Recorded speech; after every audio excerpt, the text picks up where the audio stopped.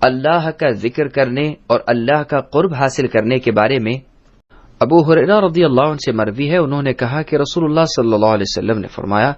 اللہ تبارک و تعالی فرماتے ہیں، جو شخص میرے ولیوں اور دوستوں سے دشمنی رکھتا ہے اور انہیں ستاتا اور تکلیف دیتا ہے تو میں اسے خبردار کر دیتا ہوں کہ میں اس کے ساتھ جنگ کروں گا، اور میرا بندہ نہیں میری طرف کسی چیز کے ساتھ نزدیکی حاصل کرتا ہے جو میرے نزدیک سب سے زیادہ محبوب پسندیدہ ہو اس چیز سے جو میں نے اس پر فرض کیا ہے، یعنی فرض عبادت کے ساتھ میرا تقرب حاصل کرنا میرے نزدیک سب سے زیادہ پسندیدہ ہے، اور میرا بندہ نوافل کی ادائیگی کے ساتھ ہمیشہ میری نزدیکی حاصل کرتا رہتا ہے، یہاں تک کہ میں اس کو اپنا محبوب اور دوست بنا لیتا ہوں۔ جب میں نے اس کو اپنا دوست بنا لیا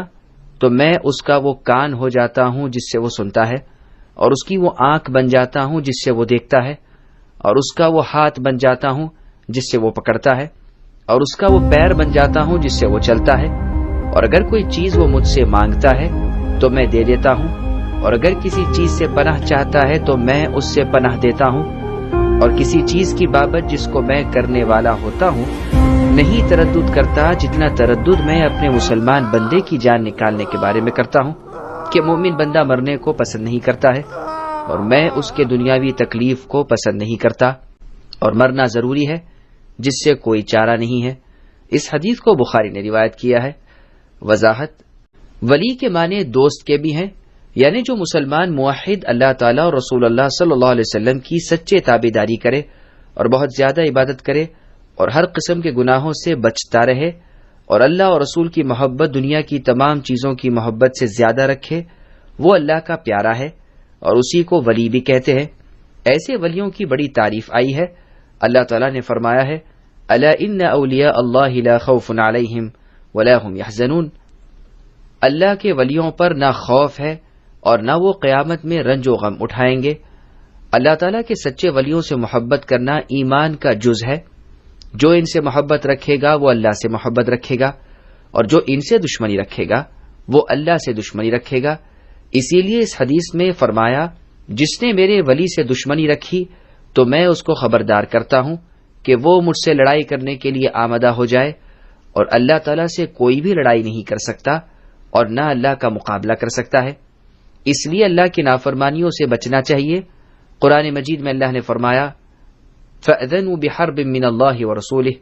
کہ اگر وہ ان نافرمانیوں سے نہیں بچیں گے تو اللہ اور رسول سے جنگ کرنے کے لیے تیار ہو جائیں، اور جس نے اللہ سے جنگ کی وہ کبھی بھی کامیاب نہیں ہو سکتا۔ اللہ تعالیٰ سے قربت کا بہترین ذریعہ فرضی عبادات ہے، جیسے 5 وقتہ نماز، رمضان کے روزے، بیت اللہ کا حج، زکوٰۃ وغیرہ۔ ان فرضی عبادتوں کی ادائیگی سے اللہ تعالیٰ بہت خوش ہوتے ہیں اور ایسے کو اپنا خاص مقرب بنا لیتے ہیں، اور جب وہ مقرب بارگاہ الہی ہو جاتا ہے تو اللہ تعالیٰ اس کے ہر کام کو آسان کر دیتے ہیں، اور اللہ کی خوشنودی کے مطابق اس کا ہر کام ادا ہوتا ہے، نہ گناہ کرتا ہے نہ گناہ کا ارادہ کرتا ہے۔ کان سے وہی باتوں کو سنے گا جس سے اللہ تعالیٰ خوش ہوں،